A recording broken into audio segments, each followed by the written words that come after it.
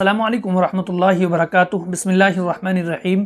آج ہم اعتکاف کے تعلق سے بات کریں گے اور بتائیں گے کہ اعتکاف کا مطلب کیا ہوتا ہے اور اعتکاف کتنے طریقے کا ہوتا ہے، اعتکاف کی فضیلت کیا ہے، اعتکاف کے تعلق سے کچھ مسائل بیان کریں گے اور اس کے بعد بتائیں گے کہ اعتکاف کا طریقہ کیا ہوتا ہے۔ ٹھیک ہے، سب سے پہلے جانتے ہیں کہ اعتکاف کا معنی کیا ہے۔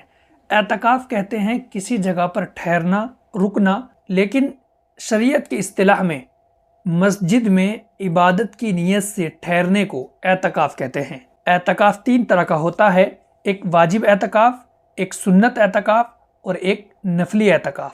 واجب اعتکاف کی مثال یہ ہے کہ اگر کسی شخص نے منت مانی یا نظر مانی کہ اگر میرا فلاں کام ہو گیا تو میں اتنے دن کا اعتکاف کروں گا، اور وہ اس کا فلاں کام ہو جاتا ہے، یا اسی طریقے سے کسی شخص نے کہا کہ میں اپنے اوپر اتنے دن کا اعتکاف لازم کرتا ہوں، اگر اس طریقے سے کوئی کرتا ہے تو اس کے اوپر اعتکاف واجب ہو جاتا ہے۔ اور دوسرا اعتکاف ہے سنت اعتکاف۔ سنت اعتکاف اس کو کہتے ہیں جو رمضان المبارک کے آخر عشرے میں کیا جاتا ہے، اور وہ اعتکاف سنت مؤکدہ علی الکفایہ ہے، یعنی پورے محلے سے اگر ایک شخص نے اعتکاف کر لیا تو سب کی طرف سے کافی ہو جاتا ہے۔ اگر کسی شخص نے بھی اعتکاف نہ کیا تو پورا محلہ گنہگار ہوتا ہے۔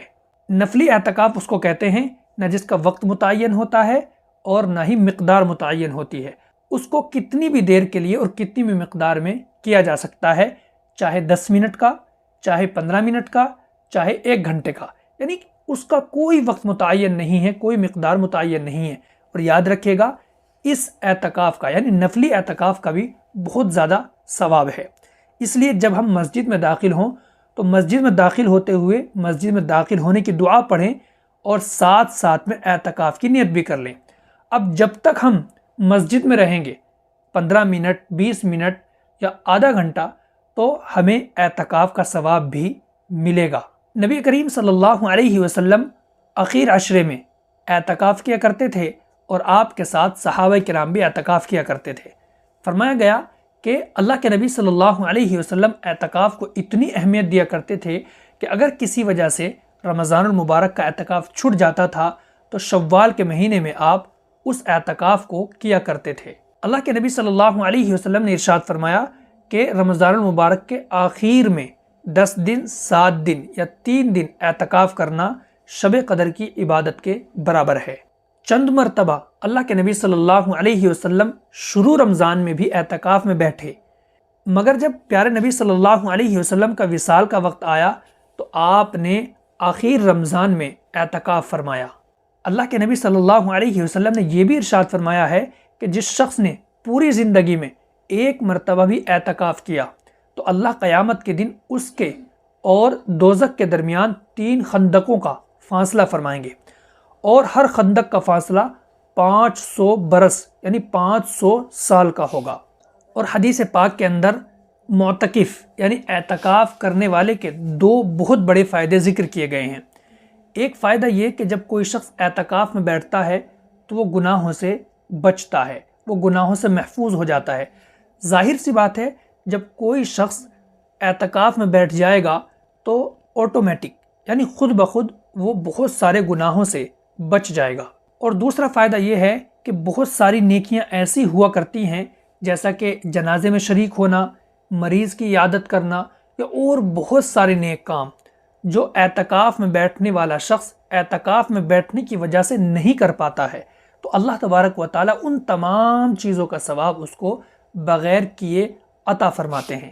دیکھیے اللہ تبارک و تعالیٰ کتنا عظیم، کتنا سخی ہے، اپنے بندوں کی بخشش کے بہانے تلاش کرتا ہے۔ چلیے اب کچھ مسائل جانتے ہیں اعتکاف کے۔ سب سے پہلا مسئلہ یہ، مرد کو مسجد میں اعتکاف کرنا چاہیے اور عورت کو اپنے گھر میں اعتکاف کرنا چاہیے۔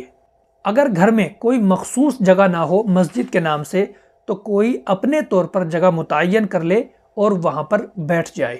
اور عورتوں کے لیے تو مردوں کے مقابلے میں اعتکاف کرنا بہت زیادہ آسان ہے، لیکن اس کے باوجود ہماری مائیں بہنیں اس سے محروم رہتی ہیں۔ اعتکاف کا طریقہ یہ ہے کہ مرد مسجد کے اندر اور عورت گھر کے اندر کوئی خاص جگہ متعین کرے اور ایک پردہ باندھ کر ایک حجرے کی طرح بنا لے اور اس کے اندر 10 دن تک رہے، اور مرد حضرات پردہ اس طریقے سے باندھے کہ جماعت کے وقت اگر پردہ اٹھانا پڑے تو اس کو آسانی کے ساتھ اٹھا دیا جائے، لیکن یہ بات ذہن میں رکھیں کہ پردہ لگانا کوئی ضروری نہیں ہے، بغیر پردے کے بھی کسی خاص جگہ کو متعین کر کے وہاں پر اعتکاف کر لیا جائے۔ پردے کا مقصد یہ ہے تاکہ یکسوئی حاصل ہو جائے، یکسوئی کے ساتھ عبادت کر لی جائے، اور حدیث پاک میں بھی اس کا ثبوت ملتا ہے، یعنی حجرہ بنانے کا۔ حدیث پاک کے اندر ہے کہ اللہ کے نبی صلی اللہ علیہ وسلم چٹائیوں کے ذریعے سے ایک حجرہ بنا لیا کرتے تھے اور اس میں اعتکاف فرمایا کرتے تھے۔ یاد رکھیے گا کہ 20 رمضان کی عصر کے بعد اعتکاف کے لیے بیٹھ جانا چاہیے، اور جب عید کا چاند نظر آ جائے تو باہر نکل جانا چاہیے۔ اور ایک بات اور ذہن میں رکھی جائے کہ اعتکاف کرنے والے کو سنت، نفل، اٹھنا بیٹھنا، کھانا پینا، سونا اسی جگہ پر کرنا چاہیے جو اس نے خاص جگہ متعین کی ہے۔ یہ کچھ باتیں تھی جس میں ہم نے اعتکاف کے فضائل کو بیان کیا، اعتکاف کے مسائل کو بیان کیا، اور اعتکاف کے طریقے کو بیان کیا۔ ہم امید کریں گے کہ آپ کو ہماری یہ پوری گفتگو سمجھ میں آ گئی ہوگی اور آپ کے علم میں بھی اضافہ ہوا ہوگا۔ اللہ سے دعا فرمائیں اللہ عمل کی سمجھ کی توفیق عطا فرمائے۔ السلام علیکم ورحمۃ اللہ۔